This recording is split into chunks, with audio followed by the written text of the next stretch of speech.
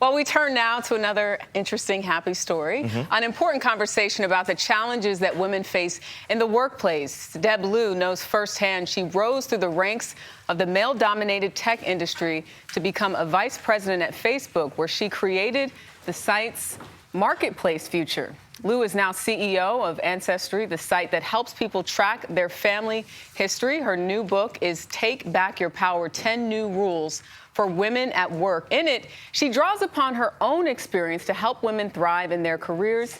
Deb Liu, welcome. Thank you so much for inviting me. Yes, absolutely. So in your book, you talk about taking back your power, but you start off talking about how you were giving it away and how oftentimes that's the case. Explain. Well, you know, so many times when you're in the workplace, you're giving away your power in these small ways. Like an example is when you go into a room and you don't say anything. You go to a meeting. My friend Carol Izazaki calls this the unintentional ridiculous strategy. You don't go into a room and think, at this meeting, I'm going to add no value. Or in this meeting, I'm not going to say anything. I'm going to sit in the back and just listen. But you do that. How many times do you leave a room and you've done that? And so, you know, one of the things about taking back your power is really kind of saying, let's be intentional. What do I want to do here?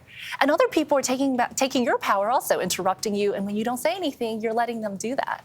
So it starts with the little things, acknowledging that maybe we do that sometimes, and then making a decision to speak up. Yes, it is a choice. Each time you're in a room, each time you're in a conversation, you're making choices, and those choices really matter to how people perceive you, especially in a workplace where you're not the majority.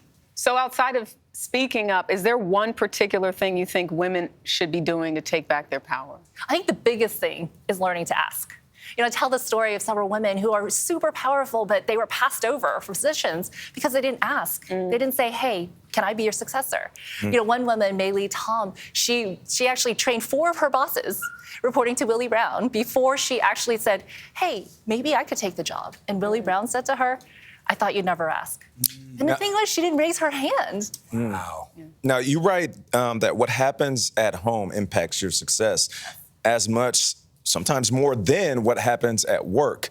You are a mother, so you know what it's like to balance both. What is the key to thriving at home and at work? I mean, the biggest thing is, you know, Cheryl has the quote, the most important career decision you make is who you choose to marry. And that is absolutely true, because your partner matters so much to the day-to-day of your life. You know, whether you're the household manager, whether you're taking care of the kids in their summer camps, you know, a full partnership is the most important thing. You know, can you negotiate a full partnership? Can you actually have somebody who's standing side by side with you, building your careers together?